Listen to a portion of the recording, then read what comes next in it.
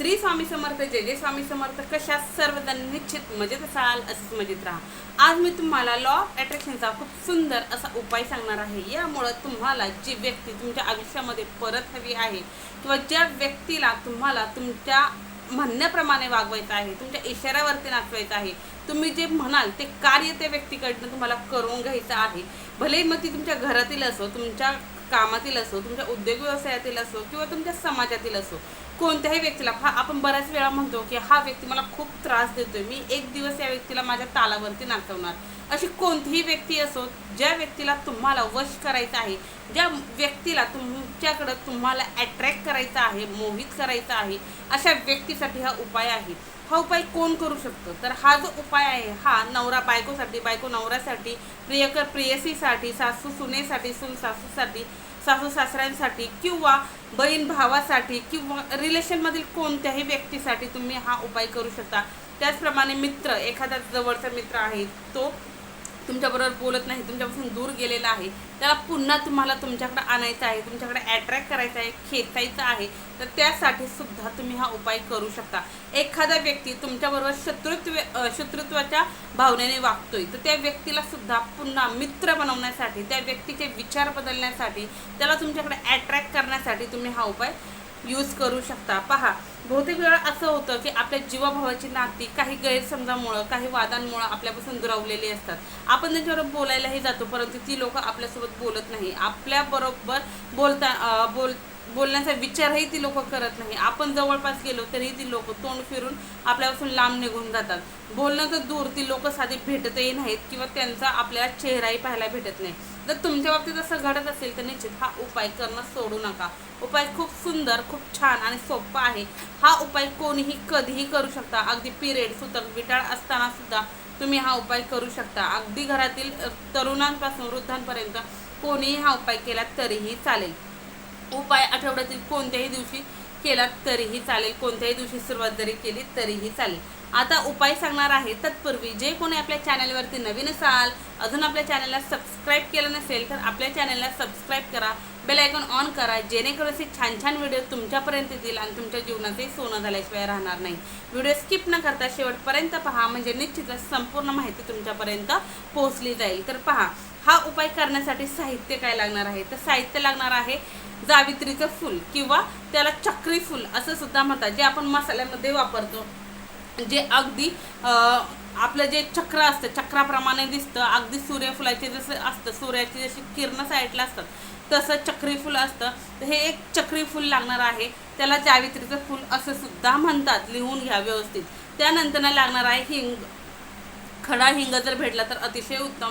खडा हिंग नाही भेटला तर खडा हिंगाची पावडर जरी घेतली तरी चालेल. खडा हिंग सुद्धा 5-10 रुपयाला बाजारामध्ये सहजरित्या मिळून जातो.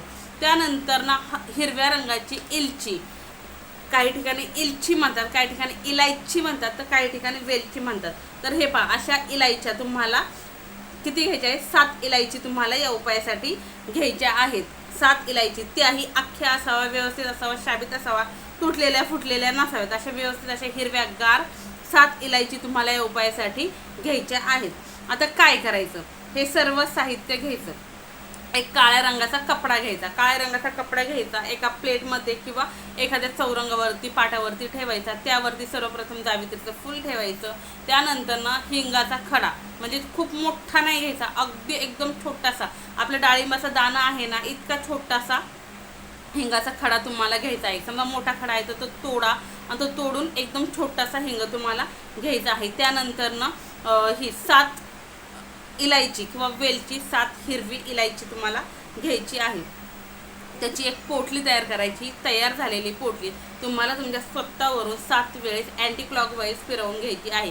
अँटी क्लॉकवाईज म्हणजे घड्याळाच्या उलट दिशेने डोक्यापासून पायापर्यंत 7 वेळेस फिरवून घ्यायची. फिरवून घेतल्याच्या नंतर ना ही पोटली तुम्हाला हातामध्ये ठेवायची आणि हातामध्ये ठेवून त्या पोटलीकडे पाहायचं, 2 मिनटं पाहायचं आणि इमॅजिन करायचं की तुमची जी कोणती ती व्यक्ती होती, जी तुमच्यापासून दुरावलेली आहे, ती तुमच्याकडं परत येत आहे. तुम्ही म्हणाल ते ती व्यक्ती करायला तयार झालेली आहे, तुम्ही म्हणाल त्याप्रमाणे ती तुमच्यासोबत वागत आहे, असं इमॅजिन करायचं. असं इमॅजिन करून झालं की त्यानंतर ह्या पोटलीचा स्पर्श तुमच्या कपाळाला करायचा आणि एक मंत्र सांगते, या मंत्राचं तुम्हाला पठण करायचं. मंत्र व्यवस्थित ऐका. मंत्र खूप आणि खूप महत्त्वाचा आहे. मंत्रामध्येच सर्व काही सामावलेलं आहे, कारण हा लॉ ऑफ अट्रॅक्शनचा मंत्र आहे आणि तुम्हाला माहिती आहे लॉ ऑफ अट्रॅक्शनचे उपाय कधीच खाली हात जात नाही. याच्यामध्ये फक्त मनामध्ये भरभरून पॉझिटिव्हिटी लागते, तसेच मनामध्ये संयमाची गरज असते. हे जर तुमच्याकडे जर असेल तर 1001% तुमचे सर्व आणि सर्व कामेही होतातच होतात. मंत्र व्यवस्थित ऐका. पोटली इथं धरायची, बरोबर भुवांच्या मधोमध इथं कपाळावरती धरायची आणि मंत्र म्हणायचा, वशाय वशाय सर्व सर्व. समजा त्या व्यक्तीचं नाव आहे तृप्ती. तृप्ती आकर्षणाय. वशाय वशाय सर्व सर्व तृप्ती आकर्षणाय. वशाय वशाय सर्व सर्व तृप्ती आकर्षणाय.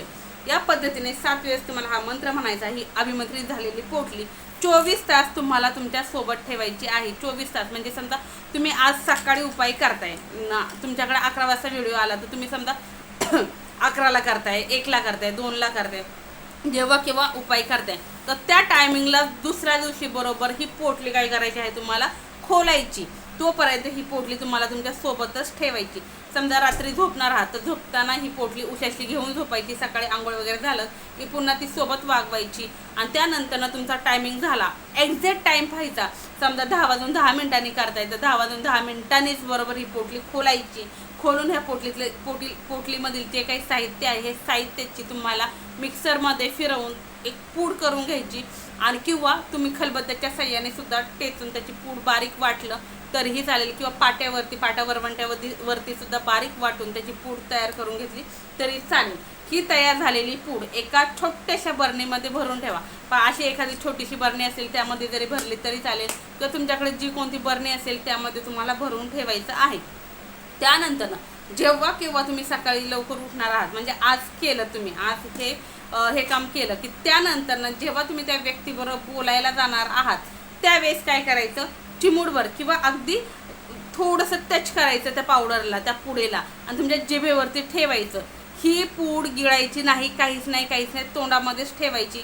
त्या व्यक्तीबरोबर बोलायचा प्रयत्न करायचा. भले 1-2 शब्द काही सेकंद जर तुम्ही त्या व्यक्तीबरोबर बोलले तरीही चालेल. भले त्या व्यक्तीने शिव्या घालू द्या तरीही हरकत नाही. तुम्हाला त्या व्यक्तीबरोबर व्यवस्थितच बोलायचं आहे.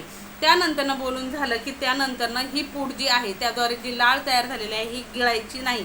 ते व्यक्ती निघून गेला का साईडला जायचं आणि ही लाळ थुकून टाकायची आणि त्यानंतर जी थुंकी आहे ती गिळायची. परंतु ही जी पूड तोंडामध्ये असताना ती लाळ गिळायची नाही, एवढी मात्र काळजी घ्या.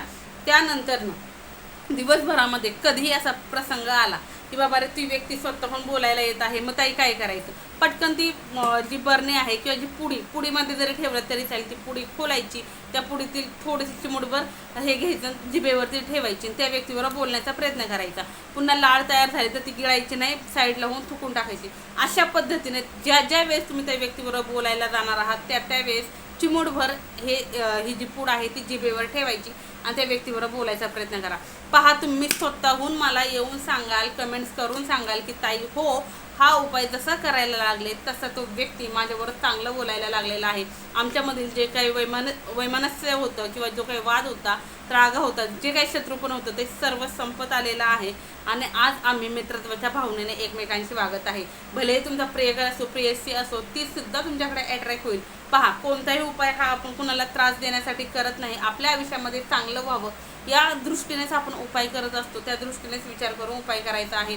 कधीही कुणासाठी खड्डा खांडायचा नाही, कारण ज्यावेळेस आपण इतरांचं वाईट व्हावं या हेतूने काहीतरी करायला जातो त्यावेळेस निश्चित त्या खड्ड्यामध्ये आपण जाऊन पडतो.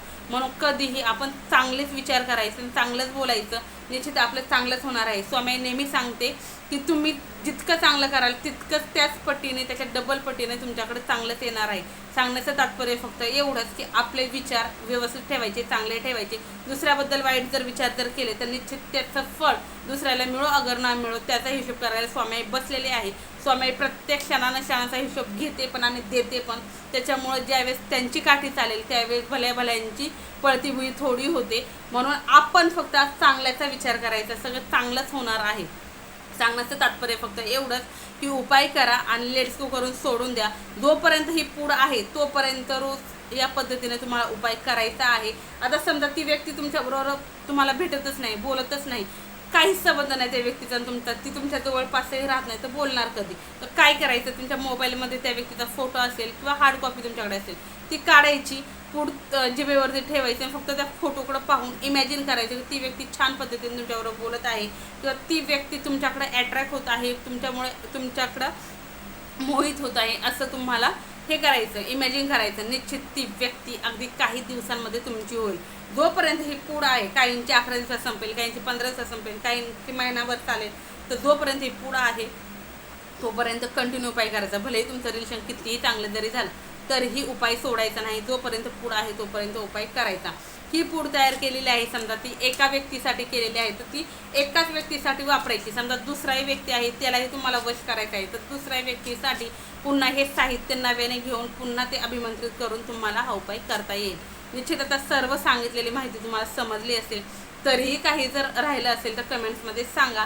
कमेंट्स करताना थोडं विचारपूर्वक करा. अर्धवट कमेंट्स करता मला काहीच कमेंट्स कळत नाही. ज्या कमेंट्स कळतात त्यांचं मी निश्चित रिप्लाय देण्याचा प्रयत्न करत असते, परंतु काही कमेंट्स काहीच कळत नाही, त्यांचा रिप्लाय दिला जात नाही. तर निश्चित सांगितलेली सर्व माहिती तुम्हाला समजली असेल. व्हिडिओ कसा वाटला आहे कमेंट्समध्ये सांगायला विसरू नका. तसेच कमेंट्समध्ये श्री स्वामी समर्थ, जय जय स्वामी समर्थ हे लिहायलाही विसरू नका. झालेली सेवा स्वामींचरणी रुजू. श्री स्वामी समर्थ, जय जय स्वामी समर्थ, श्री स्वामी समर्थ महाराज की जय.